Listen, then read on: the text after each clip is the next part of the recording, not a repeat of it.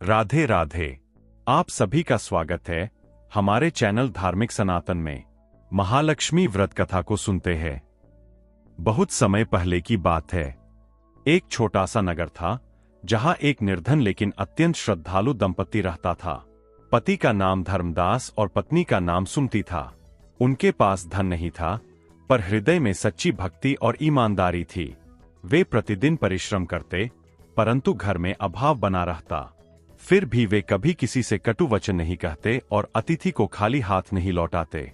एक दिन धर्मदास ने अपनी पत्नी से कहा, सुमति, मैंने सुना है कि जो व्यक्ति शुक्रवार के दिन मां महालक्ष्मी की सच्चे मन से उपासना करता है, उसकी दरिद्रता दूर होती है। सुमति ने श्रद्धा से उत्तर दिया, स्वामी, यदि माता प्रसन्न हो जाए तो जीवन स्वयं ही सरल हो जाएगा। हम पूरी निष्ठा से उनका व्रत करेंगे। अगले शुक्रवार को सुमति ने प्रातःकाल उठकर घर की सफाई की, द्वार पर जल छिड़का, आंगन में रंगोली बनाई और स्नान कर स्वच्छ वस्त्र धारण किए।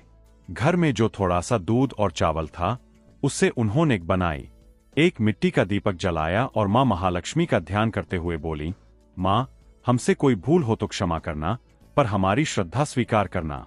सुमति ने मां के समक्ष कमल के स्थान पर तुलसी और गुलाब के फूल अर्पित किए, क्योंकि उनके पास वही उपलब्ध थे। उन्होंने श्री महालक्ष्मी नमः मंत्र का 108 बार जप किया और शांत मन से बैठकर माता का स्मरण करने लगीं। उसी दिन दोपहर में एक वृद्ध स्त्री उनके द्वार पर आई और बोली, बेटी, मुझे बहुत भूख लगी है। सुमति ने बिना किसी संकोच के अपने लिए बनाई हुई वृद्धा को परोस दी। धर्मदास ने भी आदरपूर्वक चरण स्पर्श किया। भोजन ग्रहण करते ही वृद्धा के चेहरे पर दिव्य तेज प्रकट हुआ। वह मुस्कराई और बोली, बेटी, तुमने शुक्रवार को भूखी लक्ष्मी को भोजन कराया है। इतना कहकर वह अंतर्धान हो गईं। सुमति और धर्मदास समझ गए कि यह कोई साधारण स्त्री नहीं, स्वयं मां महालक्ष्मी थीं। दोनों की आंखों से आंसू बहने लगे। उन्होंने उसी क्षण संकल्प लिया कि वे जीवन भर शुक्रवार को माता की पूजा, दान और सेवा करेंगे। कुछ ही दिनों में धर्मदास के जीवन में परिवर्तन आने लगा। उसे एक अच्छा कार्य मिला, व्यापार में लाभ होने लगा और घर में सुख शांति का वास हो गया। पर सबसे बड़ी बात यह थी कि उनका अहंकार नहीं बढ़ा। वे पहले की तरह सरल, दयालु और दानशील बने रहे।